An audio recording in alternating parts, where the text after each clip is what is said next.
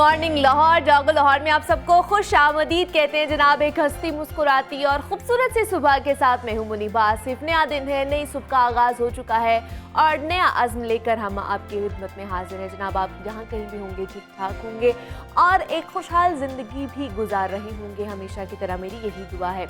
इंसान के ना रवैये और आदात इंसान की पहचान होती है और किसी भी इंसान के रवैये और आदात देकर उसकी शख्सियत के बारे में मुस्बत या फिर मनफी तासुर कायम कर लिया जाता है और यही हमारी कॉमन प्रैक्टिसेस भी हैं। बहुत से अफराद ऐसे रवैयों को अपनाते हैं कि उन्हें अपने रिश्तों को मजबूत करने, करियर को आगे बढ़ाने में या फिर खुशियों को हासिल करने में ना रुकावट का बाइस भी बन जाते हैं। मनफी रवैयों का मुसलसल इजहार बड़े मसाइल को जन्म देता है और उन रवैयों से सबसे ज़्यादा जो फ़र्द के करीब लोग होते हैं ना, वो ज़्यादातर मुतासर होते हैं। और ऐसे रवैयों और ऐसी आदत जो कि ना सिर्फ किसी फ़र्द के लिए बल्कि दूसरों के लिए भी नुकसानदेह हों। और मनफी रवैयों की बात अगर की जाए ना, तो हम देखते हैं कि बाज़ अफराद अपनी गलतियों की सज़ा दूसरों पर थोप कर दूसरे अफराद को एहसास जुर्म में मुब्तला करने की कोशिश हमेशा करते रहते हैं और हर वक्त ये साबित करने की कोशिश करते हैं कि वो दूसरों से बरतर हैं, वो ठीक हैं, वो जो भी करते हैं, जो भी कहते हैं वो ठीक कहते हैं। हालांकि गुस्सा हर इंसान को आता है, लेकिन उसका इजहार करना, किस इजहार में हम उसको पोर्ट्रे कर रहे हैं या निकाल रहे हैं, वो हर किसी का अलग अलग अंदाज होता है। कोई चीख कर अपने गुस्से का इजहार करता है और ज़िद करके अपनी बात को मनवाने की कोशिश करता है, कभी अपनी गलती को तस्लीम नहीं करता है, अपने आप को सही साबित करने की कोशिश में हमेशा लगा रहता है, किसी से माफ़ी भी नहीं मांगता है और हर वक्त दूसरों की शिकायत करते, कंप्लेनिंग एक जो सिचुएशन होती है ना, हमेशा उसी ऑरा में रहता है और अपने आप को परफेक्ट समझता है।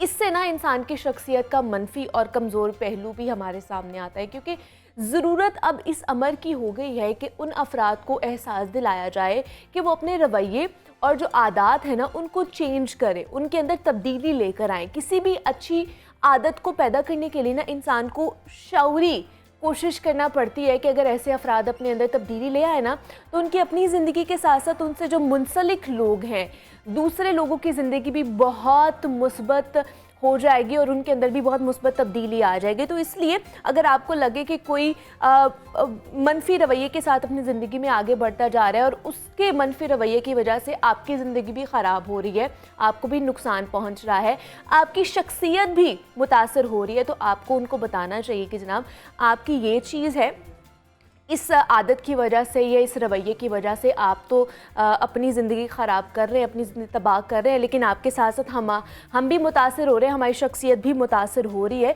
तो इसको लिहाजा आपको चेंज करने की अशद ज़रूरत है और उनको हेल्प आउट भी हमें करना चाहिए। अगर वो ख़ुद नहीं समझ पा रहे हैं उस चीज़ को, तो हमें उनको बताना चाहिए और लाजमी बताना चाहिए, ताकि वो अपनी ज़िंदगी खुशगवार तरीके से गुजार सके और उनके साथ साथ हम अपनी ज़िंदगी भी खुशगवार तरीके से गुजार सके। तो ये आज का पैगाम था जो हमने आपके साथ शेयर किया है। उम्मीद करते हैं कि जनाब इसके ऊपर थोड़ा सा अमल दरामद हम लोग खुद भी करेंगे। सेगमेंट है हमारा हेल्थ और फिटनेस और बात करते हैं शहरियों की सेहत और इससे मुतालिक दरपेश मसाइल की।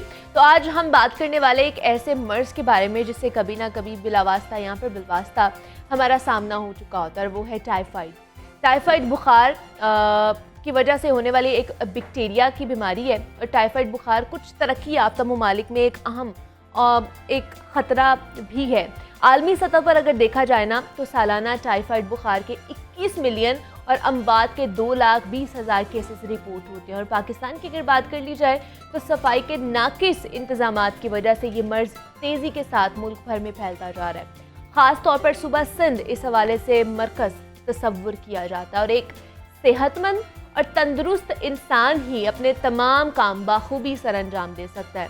बीमारी किसी भी हालत में हो, ये इंसान को बेचैन कर ही देती है और इसके मामूल के काम भी हमारे रुक जाते हैं। डेली रूटीन में हम लोग जो है मुतासर होते हैं, तो मरीज़ के अलावा तमाम घर वाले भी उससे मुतासर होना शुरू हो जाते हैं। मौसमी बुखार का होना कोई बड़ी बात नहीं है, इंसान जल्दी ठीक हो जाता है, लेकिन टाइफाइड के हवाले से बहुत सारे मिथ्स पाई जाती हैं, जैसे कि बीमारी एक फ़र्द से दूसरे फ़र्द में मुंतकिल हो सकती है, या आम बुखार का बर वक्त इलाज ना किया जाए ना, तो ये बिगड़ कर टाइफाइड भी बन सकता है। और इन बातों में कितनी सदाकत है आज हम यही जानने की कोशिश करेंगे कि टाइफाइड बुखार की बीमारी दर हकीकत होती क्या है, इसके साइंस एंड सिम्टम्स क्या हो सकते हैं और इससे बचाव कैसे मुमकिन बनाया जा सकता है।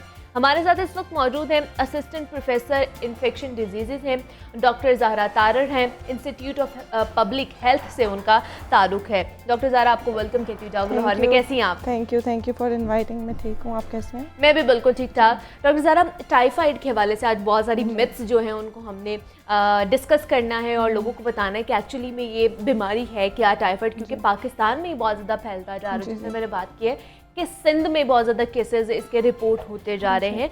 तो ओवरऑल बताइए कि ये बीमारी है क्या और किस तरह ये लाहक होती है।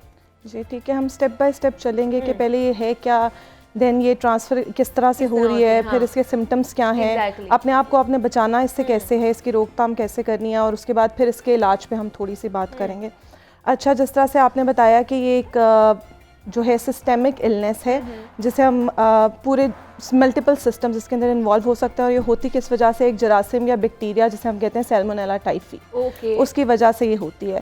और इसका जो रिजर्वायर है वो इंसान ही है, यानी कि ज़्यादातर इंसानों के अंदर ही पाई जाती है। अच्छा, ठीक है। और ये होती किस वजह से है कि जो बीमार इंसान है उसके फुजलात के अंदर ये बैक्टीरिया जो है ये खारिज होती है। अच्छा। तो इस तरह से अगर उन फुजलात से आपका पानी या खाना जो है वो कंटेमिनेट होता है तो उसकी वजह से ये जो है वो ट्रांसफ़र हो सकती है। तो इसलिए जिस तरह से आपने बात की कि हमारे मुल्क में नाकिस निज़ाम की वजह से सफाई, तो इसमें बहुत सारी चीज़ें होती हैं, जैसे पर्सनल हाइजीन है इंसान की। अच्छा। इसके अलावा सैनिटरी मेयर्स, जो हमारी सैनिटेशन है वो, और उसके ख़राब होने की वजह से ये हो सकता है।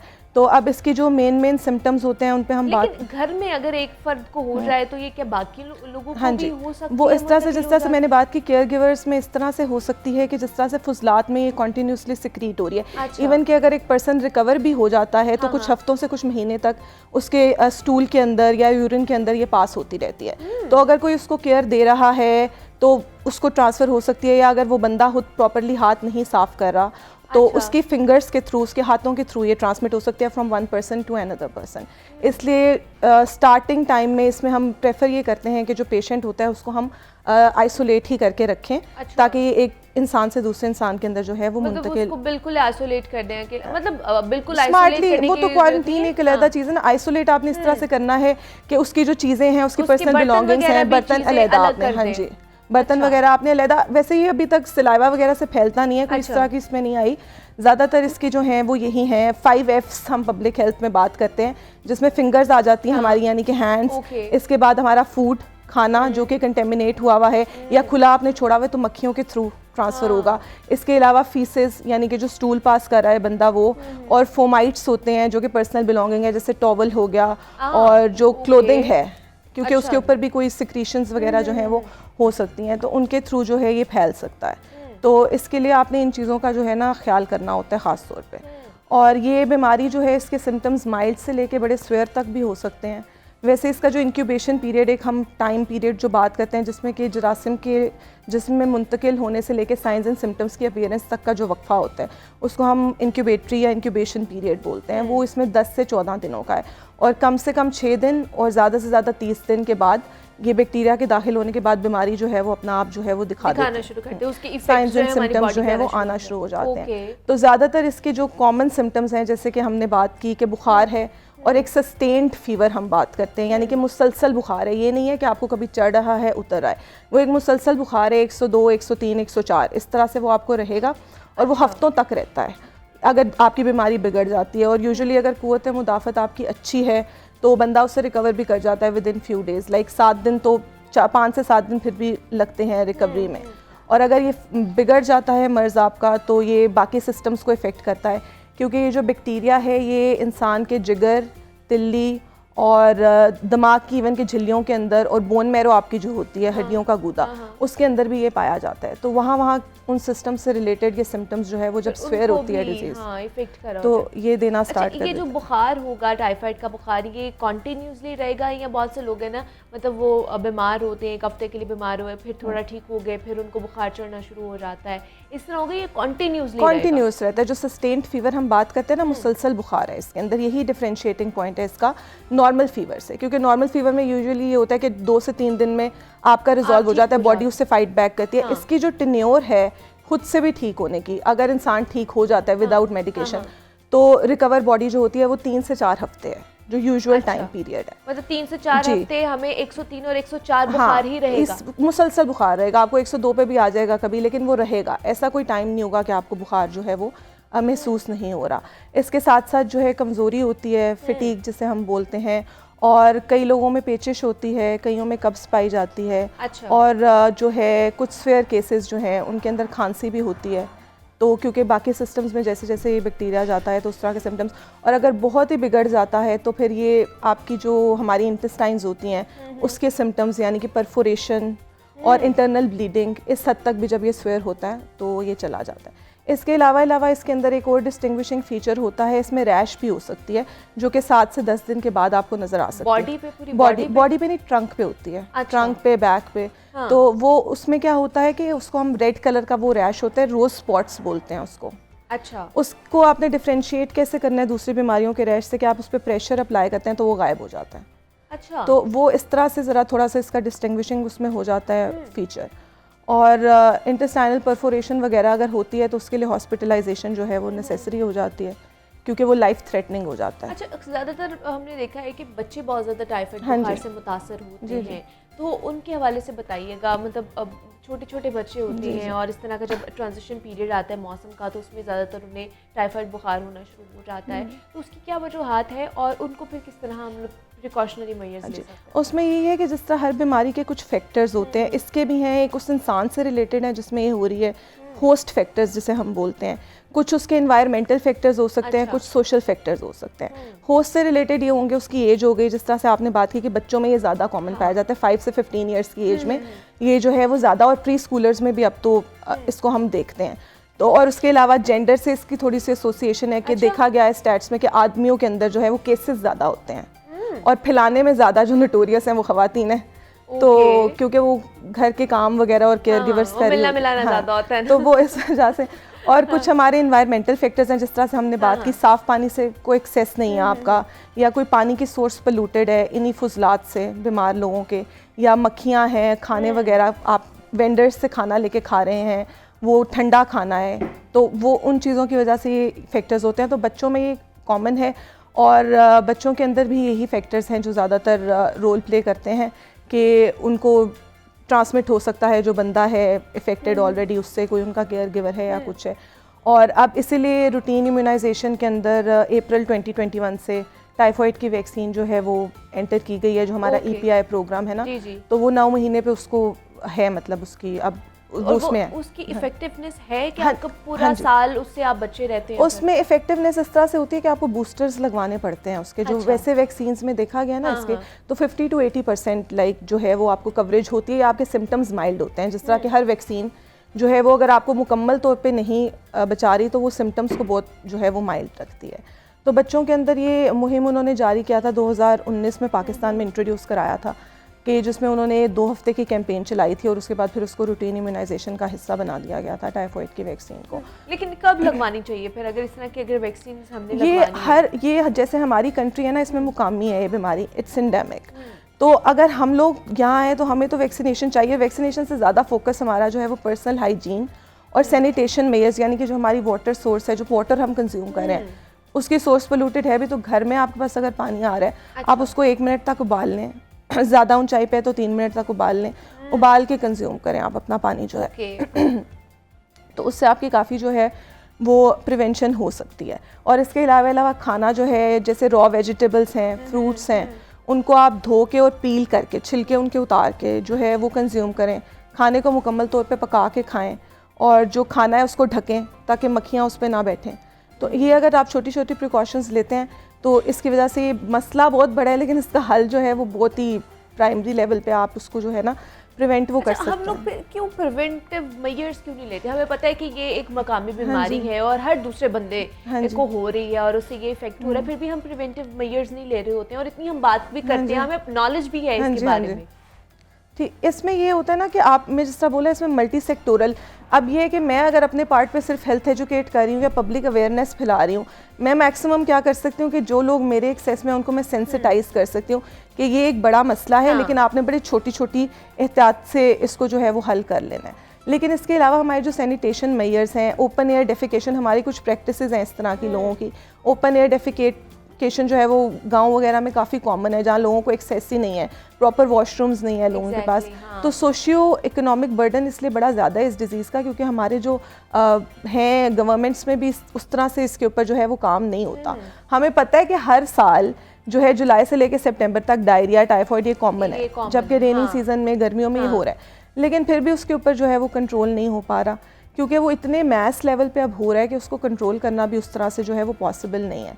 तो पर्सनल लेवल पे इंसान जितना कर सकता है उसको ज़रूर करना चाहिए, क्योंकि स्टार्ट तो आपके जो है वो पर्सनल हाइजीन से ही ये जो है वो हो रही है कि अगर ठीक है जो गरीब लोग हैं उनको एक्सेस नहीं है प्रॉपर सेफ हाउसिंग का या सैनिटरी मेजर्स नहीं है, लेकिन एटलीस्ट वाटर को आप बॉयल करके और हाथों को धो के कुछ ना कुछ आप प्रिकॉशनरी मेजर्स उसमें लेके उसको इतना तो कर ही सकते हैं। हाँ जी, उसको हम कंट्रोल पानी बॉयल करके पी ही सकते हैं। अच्छा, जैसे मैं बात करी थी कि एक तो टाइफाइड बुखार के 21 मिलियन आलमी सतह पर केसेस रिपोर्ट होते हैं, दूसरा अमवात के 2,20,000 केसेस रिपोर्ट हो रहे हैं। तो ऐसी कौन सी स्टेज है जहाँ पर हम फिर टाइफाइड को सही तरह डायग्नोज नहीं कर पा रहे होते हैं और फिर हम लोग लास्ट स्टेज पे पहुँच जाते हैं जिसके बाद मौत वाक़ई हो जाती है? अच्छा, इसमें ये होता है कि लोग इसको ना ज़्यादातर कंफ्यूज कर देते हैं कि नॉर्मल सा बुखार है तो ठीक हो जाएगा खुद ही, और अगर नहीं भी ठीक हो रहा तो कमज़ोरी होगी है, खा नहीं रहे तो इसलिए लंबा चल रहा है, ठीक है, डायरिया को, कॉन्स्टिपेशन को इग्नोर कर रहे होते हैं। अच्छा। और दूसरी जगहों पे कॉमन ये है कि जो छोटी छोटी जगह हैं वहाँ लेबॉरेटरीज जो ऐसी बनी हुई हैं,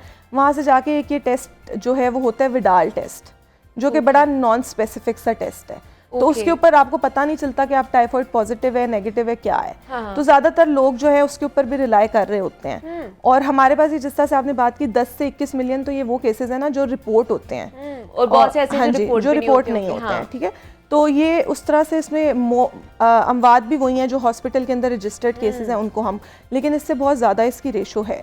तो ये इसी वजह से कि एक तो डायग्नोसिस और लोगों की अपनी प्रैक्टिसेस हैं, वो जाना नहीं चाहते हैं, वो इसको सीरियस नहीं लेते हैं डायरिया को। हालांकि डायरिया एक इतनी स्वेयर चीज़ है, उससे आप डिहाइड्रेट होते हैं तो बंदा फ़ौरन जाता है। डायरिया अगर आप हो गया, कॉन्स्टिपेशन तो एक अलग मसला है, इसमें अगर आपको टाइफाइड के साथ डायरिया है तो आप डिहाइड्रेट होंगे, फ्लूइड्स आपने टाइमली नहीं लिए तो बंदा जो है वो दिनों के अंदर जो है वो मर जाता है। तो इसलिए लोगों का ना इसके ऊपर इतना फोकस भी नहीं है और स्पेसिफिक फैसिलिटीज़ जो है वो भी नहीं है, और इसकी तशखीस जो है वो खून के अंदर होती है जो सही वाली है, जिसको हम ब्लड कल्चर बोलते हैं। ठीक है, तो ब्लड कल्चर जो है वो आपने कराना होता है, और इसके अलावा यूरिन कल्चर या स्टूल कल्चर उसके अंदर भी ये देख सकते हैं, या जिस तरह हमने बात की कि हड्डियों के गूदे में ये होता है तो बोन मैरो का एक कल्चर है वो भी हम कर सकते हैं। तो वो कल्चर जो है उसके अलावा वो इसके लिए मेन स्टे है डायग्नोसिस। उसके अलावा ये बीमारी उससे पता चलता है टाइफाइड है, टाइफाइड है। और उसके साथ साथ ही फिर जब हमें, क्योंकि सिम्टम से भी हम कोरिलेट करते हैं, जाहिर है हिस्ट्री आप लेते हैं पेशेंट की कितने उससे उसको, लेकिन फाइनल कॉल लेनी होती है टेस्ट तो वो डायग्नोसिस के बगैर तो आप नहीं, क्योंकि जो आपने, और दूसरी हमारी प्रैक्टिसेस इतनी अजीब सी हैं कि एंटीबायोटिक्स बगैर हम कल्चर्स के जो है वो स्टार्ट कर देते हैं, तो उसकी वजह से भी क्या ये जो बैक्टीरियल इन्फेक्शंस होते हैं उनमें एंटीबायोटिक्स खानी चाहिए? खानी चाहिए, लेकिन आपको अपने डॉक्टर से मशवरा करके जितनी देर और जितनी तादाद में वो आपको बताएं उतनी तादाद में आपको खानी चाहिए। अच्छा। अभी हम थोड़ी सी बात करेंगे उस पर भी, एंटीबायोटिक रेजिस्टेंस पे भी। तो बेसिकली आपने इसको खून के टेस्ट यानी कि ब्लड के कल्चर से इसकी तशखीस करनी होती है, और वो कल्चर कुछ दिन उस पर लग जाते हैं, तो उन दिनों में जब तक वो टेस्ट नहीं आ जाता तो ये आपके डॉक्टर ने डिसाइड करना होता है कि उसने आपको कौन सी एंटीबायोटिक जो है वो स्टार्ट करानी है। ठीक है, तो ये आपने खुद से नहीं करना होता। हमारा तो पहले ही काम होता है कि हम डॉक्टर पे जाने से पहले खुद से फौरन से ही हम लोग एंटीबायोटिक खाना, जब जरूरत होती है तब नहीं खाते हैं, और जब जरूरत नहीं होती तो तब फौरन खा लेते हैं। और ये ज्यादा प्रॉब्लम हम लोगों में है जो थोड़े से अवेयर हैं। जो लोअर क्लास है उनमें तो कोई कॉन्सेप्ट ही नहीं है, वो तो खाते ही नहीं ना मेडिसिन, वो कहते हैं कि खुद ही ठीक हो जाएगा। उनका बेसिकली एक सेस का प्रॉब्लम है, और वो डिलेस का प्रॉब्लम है कि घर में डिसीजंस होते हैं कि जाना है अस्पताल, नहीं जाना, अफोर्डेबिलिटी है नहीं है, इस तरह के बड़े सोशल इश्यूज जो है ना वो इस तरह इसका ट्रीटमेंट क्या है कि अगर हम इसका प्रॉपर ट्रीटमेंट करवाएंगे तो ये बार बार नहीं होगा? अच्छा। या ये बार बार भी हो सकता है? ये बार बार भी हो सकता है। जिस तरह मैंने बोला कि एक इंसान जब क्योर हो भी जाता है प्रॉपरली,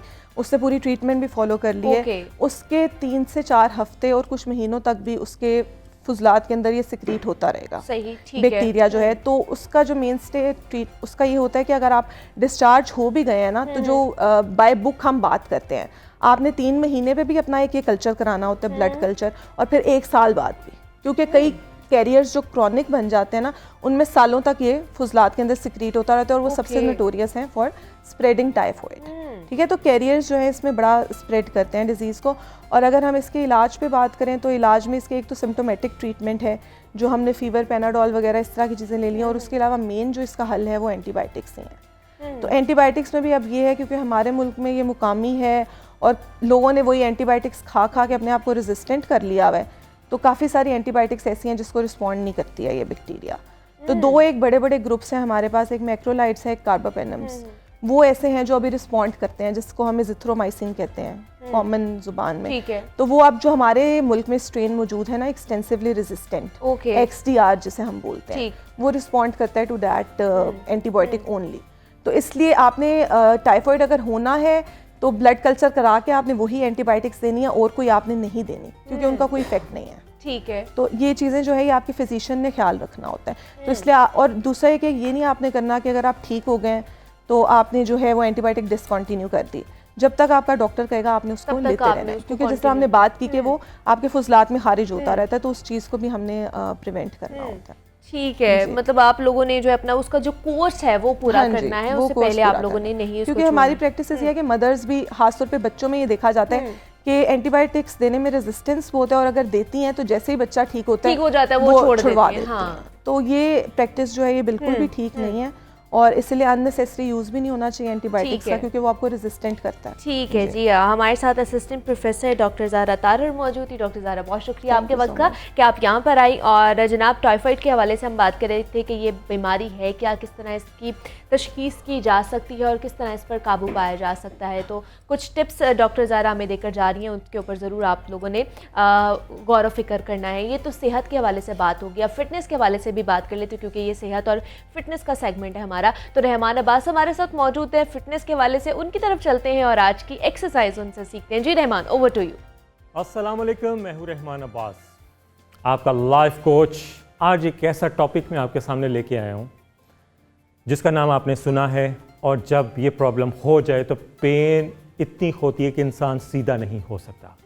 यस, शियाटिका। शियाटिका होती कैसे है, ये पेन अगर हो तो इसको फौरी हम कैसे इस प्रॉब्लम को सॉल्व करें, तो आज इसी टॉपिक को हम डिस्कस करते हैं। ये अगर फॉर एग्जांपल आप शियाटिका पेन होती है, तो अगर आपको पेन किलर इंजेक्शन भी लगते हैं, तो लेकिन ये होने से पहले हम इसको कैसे सॉल्व कर सकते हैं, क्योंकि मैंने लोगों को होते देखा है। प्रॉब्लम होती कैसी है, शियाटिका पेन कैसी होती है? हमारा दिल और दिमाग दोनों एक लेवल पे काम करते हैं। जब इस पे अपोजिट वर्किंग स्टार्ट हो जाए, दिल मेरा कुछ कह रहा है, दिमाग मेरा कुछ कह रहा है, तो जिससे हमें प्रॉब्लम्स आनी शुरू हो जाती है, क्योंकि माइंड हमारा चल रहा होता है। जैसे मैं आपसे बातें कर रहा हूँ और मेरा माइंड किसी और साइड पे चला जाता है। तो ये है, इसको एक लेवल पे काम करना चाहिए, दिमाग को और दिल को।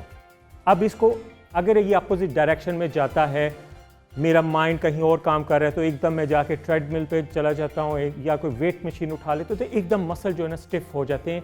आपके हिप मसल के जो है मसल्स वो खींचे जाते हैं, जिसका इफेक्ट आपके स्पाइनल पे आता है, और पेन यहाँ नहीं रहती, आपके नी एंकल तक जाती है, और एक साइड प्रॉपरली स्टक हो जाती है, फिक्स्ड हो जाती है, पेन में आ जाती है। यहाँ से आप प्रॉपरली आप मूव नहीं कर सकती। ये पेन जिसको होती है वही बता सकता है कि पेन कितनी पेनफुल है, कितना दर्द होता है। फ़ौरन आप मूव भी नहीं कर सकते, आप जहाँ आपकी मूवमेंट बनी आप वहीं पे रहते हैं। तो ये प्रॉब्लम जिनको हो जाती है या होनी किसी वजह से हो, तो इसको कैसे प्रॉपरली इस पर नॉलेज हो कि उसको सॉल्व किया जाए। फर्स्ट मैं आपको बताता हूँ, कोशिश करें कि कोई भी हैवी एक्टिविटी करने से पहले अगर आपको लगता है कि मेरा माइंड और हार्ट एक्टिव नहीं है, तो वो मत करें।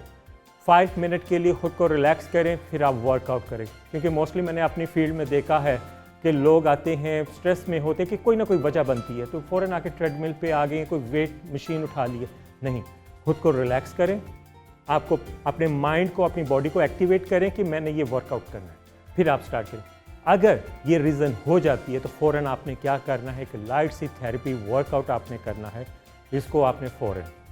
और कोशिश करें कि जो आपके पास हो, पेन रिलीफ मसाजर क्रीम कोई आप मंगवा लें, डिफरेंट ब्रांड्स हैं, तो वो मंगवा के आप मसल को प्रॉपर्ली एक रब करें ताकि वो सॉफ्ट हो, और उसमें अगर स्वेलिंग हो चुकी है तो नॉर्मल हो, क्योंकि नॉर्मल होने में टाइम लगता है। फर्स्ट एक्सरसाइज आपने फ़ौरन करनी है, लेकिन बहुत ज़्यादा प्रेशर से नहीं, क्योंकि जब पेन होती है आप प्रॉपर्ली मूव नहीं कर सकते। जो अफेक्ट हुई है, राइट हुई है, लेफ़्ट हुई है वो, लेकिन कैमरे के सामने आपको इस एंगल से बताऊंगा ताकि आपको समझ आए। लेकिन जो अफेक्ट हुई है आपने उसको करना है। नॉर्मली मूवमेंट आपने करनी है एक रिदम से, क्योंकि ग्लूट्स के मसल्स, हिप के मसल खींचे जाते हैं, यहाँ पे जॉइंट है उस पे सारा प्रेशर आता है, स्पाइनल स्टिफ हो जाती है और आप प्रॉपर्ली मूव नहीं कर सकते। एक दफ़ा मेरे साथ भी हुआ, लेकिन इसको प्रॉपर्ली मैंने उसी वक्त एक रिदम में मैं ले आया। ये चीज़ें प्रैक्टिकली है जिसका हमें सोल्यूशन नहीं पता। हम पेन रिलीफ भी अगर आपको चाहिए फिर भी आपको टाइम लगेगा। तो फ़ौरन आपने क्या करना है थेरेपी एक्सरसाइज में एक रिदम के साथ। अब इस पोजीशन में ये नहीं कि स्टैंडिंग, अगर आपको सपोर्ट चाहिए तो सपोर्ट के लिए भी, जैसे फॉर एग्जांपल अब मुझे पेन है तो मैं फ़ौरन क्या करूँगा, राइट साइड है, लाइट सी मूवमेंट, एक रिदम में, कोई प्रेशर नहीं आपने देना और एक रिदम के साथ आपने करनी। शर्टी का पेन, इसको आप स्टडी भी कर सकते हैं, बहुत ज़्यादा पेन होती है आकी कोई एक साइड जो। जनाब रहमान अब्बास फिटनेस एक्सपर्ट हमारे साथ मौजूद थे और शर्टिका पेन के हवाले से हमें बता रहे थे कि किस तरह आप एक्सरसाइज के थ्रू इसको बेहतर कर सकते हैं। तो आप भी ज़रूर इसको घर पर करिएगा और फिर हमें इसका फीडबैक ज़रूर दीजिएगा। यहाँ पे एक छोटी सी ब्रेक लूँगी, मिलते हैं उस ब्रेक के बाद।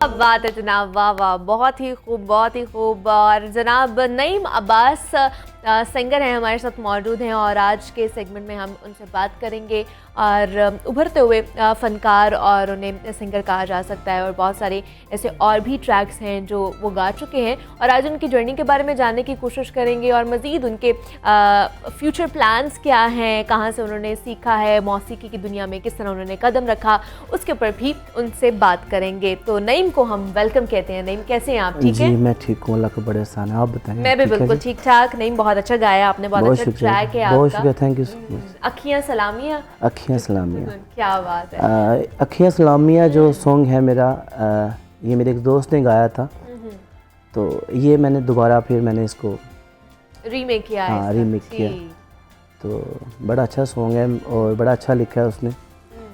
तो कैसे शुरू किया आपने नईम, मौसीकी की दुनिया में कैसे आए, जर्नी के बारे में बताइएगा। म्यूज़िक जैसे कि सब बोलते हैं कि जनाब बचपन में मैं स्कूल जाता था, वहाँ पर नात से शुरू किया, ऐसे ही मेरी भी स्टोरी है। अच्छा। कि नात पढ़ता था, जो मेरी वालदा हैं वो नात ख्वां हैं। अच्छा। तो फिर मैं उनका बेटा हूँ तो फिर मेरे गले में वो चीज़ थी, फिर नात से शुरू किया, फिर स्कूल में मैंने स्टार्ट किया पढ़ना। तो फिर जो फर्स्ट मैंने शो किया था पीटीवी पे जुगन काज़मी के साथ, मैं 14 साल का था उस टाइम। अच्छा। ये सब तुम्हारी है, तो वहाँ से फिर करते करते फिर रिकॉर्डिंग स्टार्ट हो गई, तो चैनल पे भी गाना काफ़ी स्टार्ट हो गया। तो अभी कुछ रिकॉर्डिंग चल रही है, वीडियो पे काम चल रहा है। तो सीखा किससे है गाना किससे सीखा है? म्यूज़िक मेरे उस्ताद जी हैं अदील चोकर साहब, गुजरात से हैं, कुंजात से। अच्छा। वो मेरे उस्ताद हैं, तो उनके सॉन्ग मैं गा रहा हूँ, वो लिखते भी हैं, कंपोज़र भी हैं और बहुत अच्छे शायर हैं, तो कॉम्पोजिशन भी बड़ी अच्छी बनाते हैं। तो उस्ताद भी हैं मेरे अदील चोकर साहब, वो कुंजात से हैं, मेरे उस्ताद हैं। मतलब आपका गुजरात से ताल्लुक़ है? आपका? मैं मंडी बहाउद्दीन से। मंडी बहाउद्दीन से ताल्लुक़ है। अच्छा जी। तो कौन सा पाकिस्तान का कौन सा फेवरेट सिंगर है जिसको बहुत ज़्यादा सुनते हैं नईम और उसकी तरह बनना चाहते हैं? मैं काफ़ी सिंगरों को सुनता हूँ, क्योंकि म्यूज़िक एक ऐसी चीज़ है कि ये बिखरी हुई है, इनको इकट्ठा करना पड़ता है और हर जो अच्छा गाने वाले हैं उनसे सीखते हैं। हाँ, लेकिन जो मेरे फेवरेट हैं वो सजाद अली खान साहब हैं, तो क्या बात है। मैं उनको बहुत लाइक करता हूँ, उस्ताद राहत अली खान साहब, नुसरत साहब। और तो फिर उन्हीं का गाना हो रहा है फिर आपके फेवरेट सजाद अली सिंगर खान का? साहब। जी, क्यों चलें, नहीं। जरूर।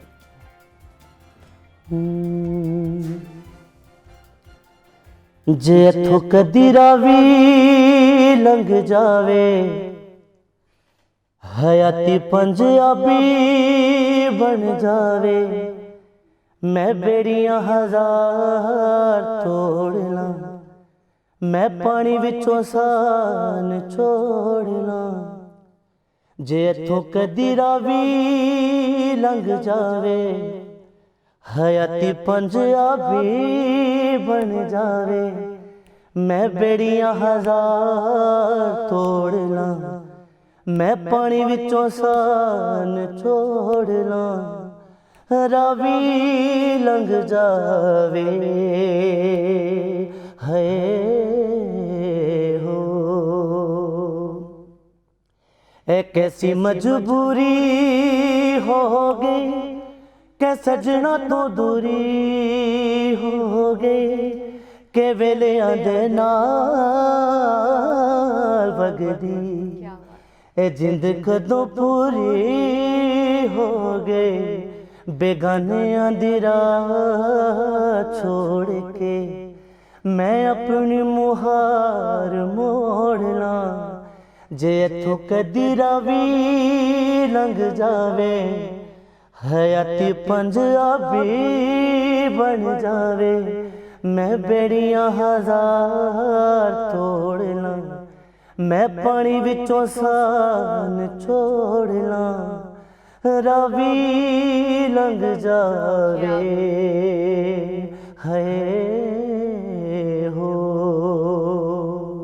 जे रावी विच पानी कोई नहीं, ते अपनी कहानी कोई नहीं, जे संग बेलिया कोई ना, ते किसे नू सुनानी कोई नहीं, अखां च दरिया खोल के मैं जख्मां दी थां ते रोड़ ला। क्या बात है, जे इत्थों कदी रावी लंघ जावे, हयाती पंजाबी बन जावे, मैं बेड़ियां हजार तोड़ ला, मैं पानी विचों सान छोड़ ला। रावी लंघ जावे। क्या बात है जनाब, बहुत खूब, बहुत खूब, बहुत ही खूबसूरत गाया, बहुत खूबसूरत गाया नईमा आपने। अच्छा, कभी मौका मिला सजाद अली से बात करने का या उनको अपना गाना सुनाने का? बहुत बड़ी ख्वाहिश है उनसे मिलने की, और अब अल्लाह करे ये ख्वाहिश पूरी हो। और एक होता ना कोई किसी का महबूब होता है, अच्छा, तो मेरी बड़ी ख्वाहिश है कि मैं उनसे जल्दी मिल लूँ। क्या बात है जनाब, क्योंकि मैं अभी 26 का हो गया हूँ, तो मैं कह रहा हूँ कि मैं जल्दी उनसे मिलूँ, शायद कोई मेरे को अच्छा चांस हो, कोई चांस मिलने को, अपॉर्चुनिटी मिल जाए। नहीं, अच्छी बात है, अच्छी बात है। तो अभी कोई और अपॉर्चुनिटी, कोई फ्यूचर प्लान्स क्या हैं जो आपने सोचे हुए हैं?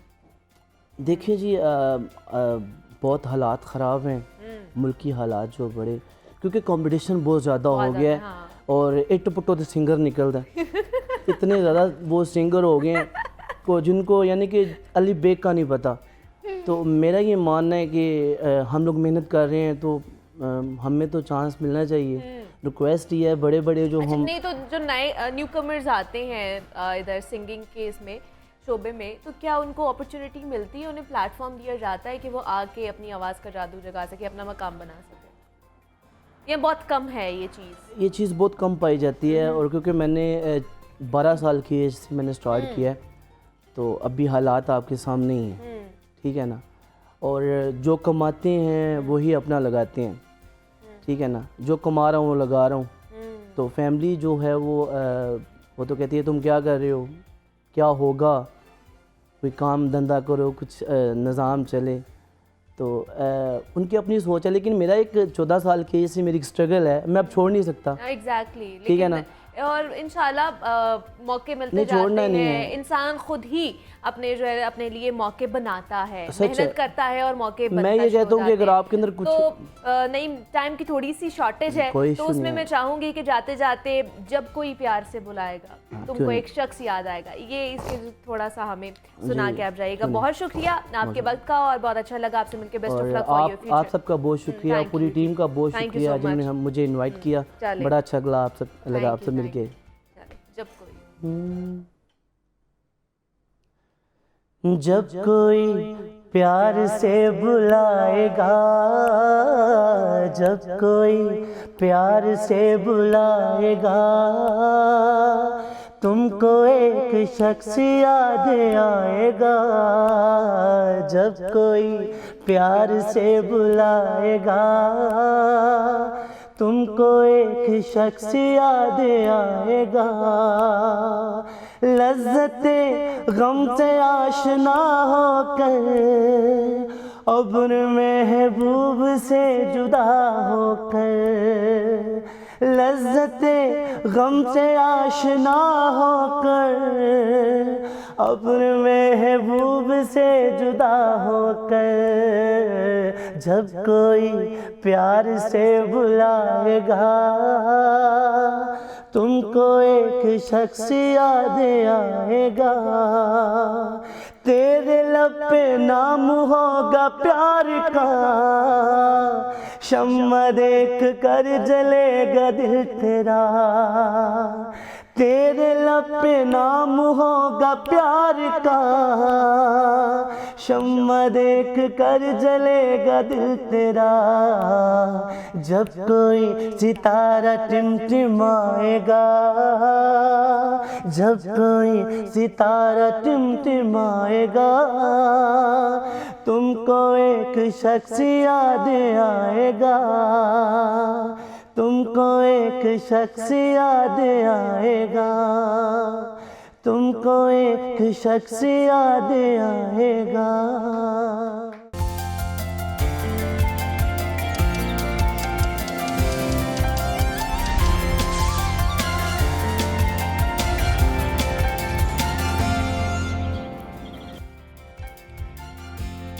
वेलकम बैक टू जागो लाहौर। जनाब, ब्रेक से वापस आ चुके हैं और सेगमेंट है हमारा लाहौर की दुनिया, जिसमें हम शहर के मसाइल के हवाले से बात करते हैं। और शहरियों के मसाइल की बात की जाती है ना, तो शहरियों के जानो माल की हिफाजत सिर्फ फहरिस्त होती है, लेकिन हम देखते हैं कि मोहब्बत और अमन का शहर समझे जाने वाला बागों का शहर लाहौर जराइम का शहर बनता जा रहा है।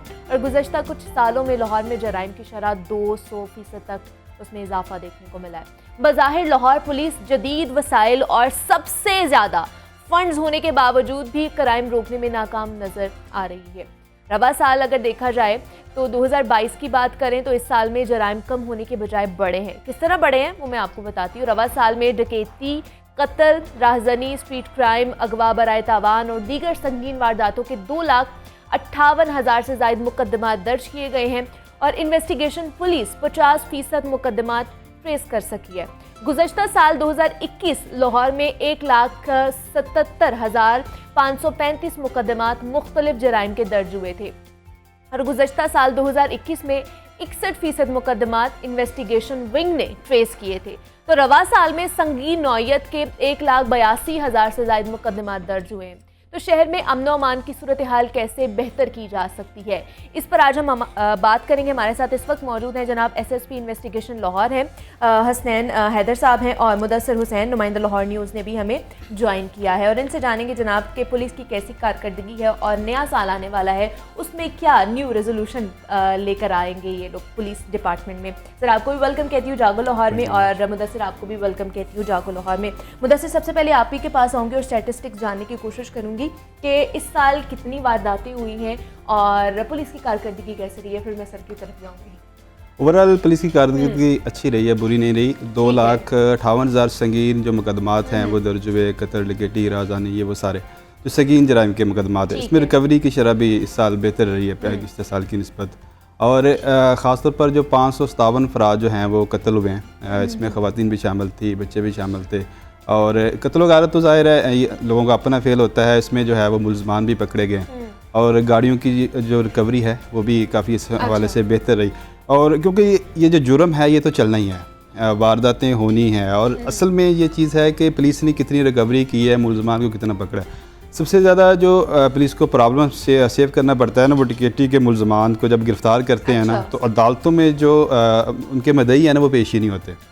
वो ये सबसे बड़ा प्रॉब्लम है कि वो जब मदई पेश नहीं होंगे, अगवा पेश नहीं होंगे, तो फिर वो डकैती के जो मुलजमान है ख़ास तौर पर उसमें इक़दाम कत्ल के मुलजमान रिहाई पर आ जाते हैं कि अगवा पेश नहीं होते, जो मदई होते हैं वो डर जाते हैं डकैतों से ख़ास तौर पर।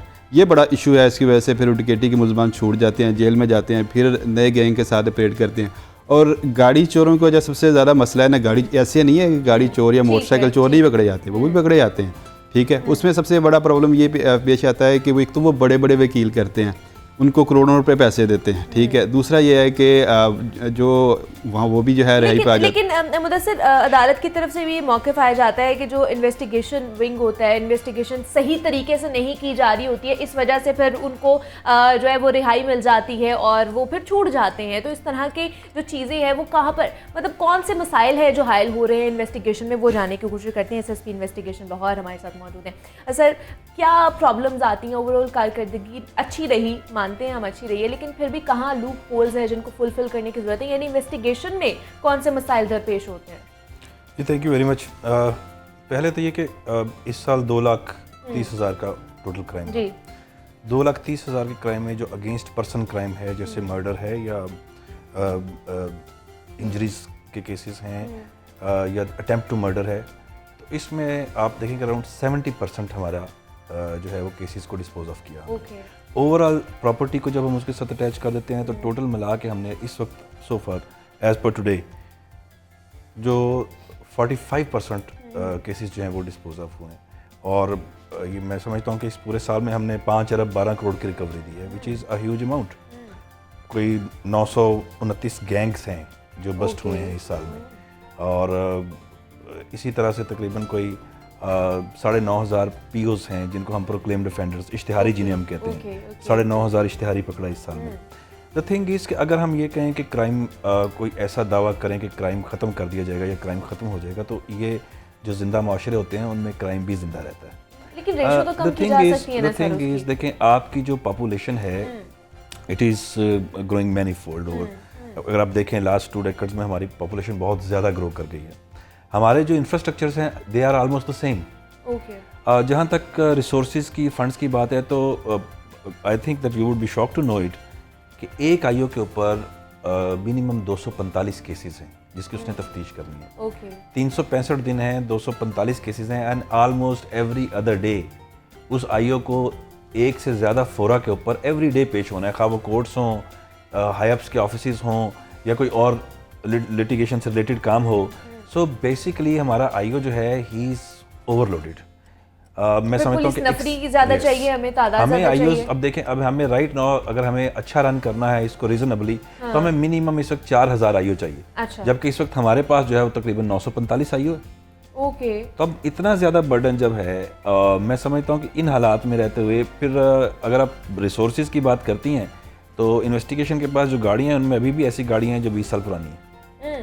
हम उन गाड़ियों को इस्तेमाल कर रहे हैं। इसी तरह से हमें फंड्स नहीं दिए जाते हैं डिपार्टमेंट को। ऑफ कोर्स इस फंड्स पे हैं, मैं बात करूंगा, सबसे बात कर लें, मेरे को बता दें। लेकिन देखें जाहिर है कि हमारी जो इकोनॉमिक कंडीशंस हैं उसके मुताबिक ही पुलिस को फंड्स गवर्नमेंट देती है।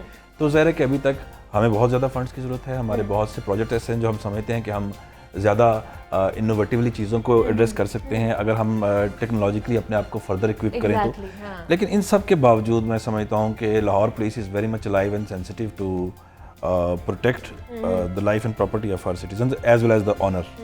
अब जो ये 2,30,000 केसेस भी हैं तो इसकी एक बहुत बड़ी वजह फ्री रजिस्ट्रेशन ऑफ क्राइम है।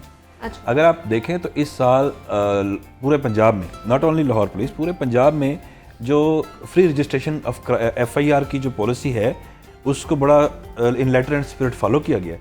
अगर आप ये 2,30,000 केसेस में से ज़्यादातर केसेस निकालें तो इसमें जो बल्क है वो पैटी केसेस हैं और ज़्यादातर जो है फाइनेंशियल ट्रांजैक्शन से रिलेटेड है, जैसे 406, 408। इतनी जल्दी थाने में जाके मुकदमा दर्ज नहीं होता, FIR नहीं दर्ज की जाती है। हाँ, देखिए मैं बताऊँ कि that is thing of the past. अगर अब आप इस साल अगर आपका कभी थाने में इंटरेक्शन हुआ हो तो चीज़ें बहुत बदल चुकी हैं। एक तो अगर कोई ये अब पहले तो लोग ये क्लेम, ये शिकायत भी कर देते थे, लेकिन अब ये शिकायत कोई नहीं करता कि हमने 15 पे कॉल की और रिस्पांस नहीं आया। आता जा रहा है, थोड़ा सा टाइम लगेगा, टाइम टेकिंग प्रोसेस है, तो लेकिन इसमें भी चेंज आएगा। अच्छा, दूसरा मैं ये जानना चाहती हूँ सर कि हमने देखा पिछले दिनों पॉलिटिकल सिनेरियोज बड़े चेंज हुए और उसका इन्फ्लुएंस पड़ा हमारी पुलिस डिपार्टमेंट के ऊपर। मतलब CCP साहब का भी मामला आया, फिर IG साहब का मामला आया, तो क्या इस तरह के जब मामलात आते हैं तो पुलिस डिपार्टमेंट का जो मोराल है वो डाउन होता है, उसके ऊपर भी इफेक्ट आता है? देखिए, मैं समझता हूँ कि जो फॉर एग्जांपल पुलिस के जो हेड्स हैं उनका transfer posting it's matter of routine.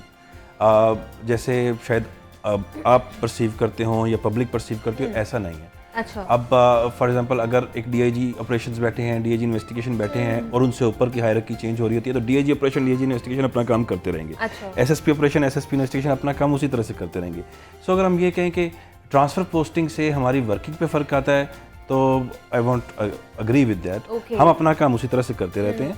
This is an organisation और ऑर्गेनाइजेशंस चलती रहती हैं, ट्रांसफ़र पोस्टिंग्स होती रहती हैं। मैं आज SSP इन्वेस्टिगेशन लाहौर हूँ, माइट भी मैं और एक हफ्ते 10 दिन के बाद किसी और डिस्ट्रिक्ट में जाके बैठा हूँ। So this is matter of routine और हम इससे डिस्टर्ब नहीं होते।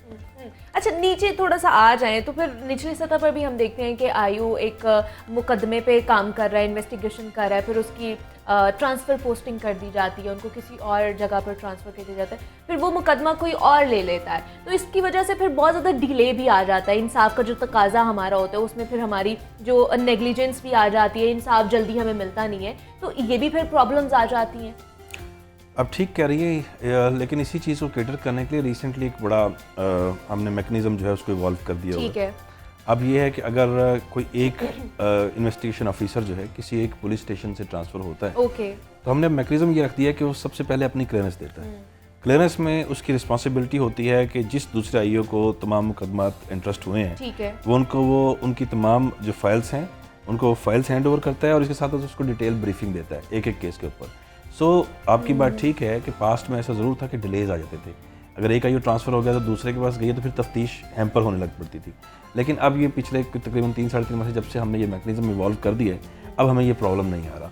और वन गुड थिंग इज़ कि now investigation is minutely being supervised by the senior officers. तो जब सीनियर ऑफिसर जो हैं, डिवीजनल SPs जो हैं, अब उसको खुद तफ्तीश को देखते हैं, तमाम हेनियस क्राइम खुद सुनते हैं केसेस को, तो मैं समझता हूँ इससे इन्वेस्टिगेशन में बहुत बड़ी इंप्रूवमेंट है। तो नया साल आने वाला है, तो कुछ न्यू रेजोल्यूशंस सोची हैं कि किस तरह का काम किया जाएगा, क्या नए इकदाम उठाए जाएंगे? मैं समझता हूँ there is a lot to be done. Police में there is a lot to be done. हमें बहुत ज़्यादा अपने आप को ग्रो करना है। अच्छा। तो इस साल में हम जो प्लान करते हैं, जो इन्वेस्टिगेशन विंग समझता है, वो ये है कि हमें सबसे ज़्यादा अपने IOs की कैपेसिटी बिल्डिंग करना होगा। ओके। ये काम शुरू हो चुका है अभी बड़ा इंटेंसिवली। जैसे हमारा GBV सेक्शन है, तो जेंडर बेस्ड वायलेंस सेल्स जो हैं बेसिकली डील करते हैं ख़वातीन बच्चों के केसेस को।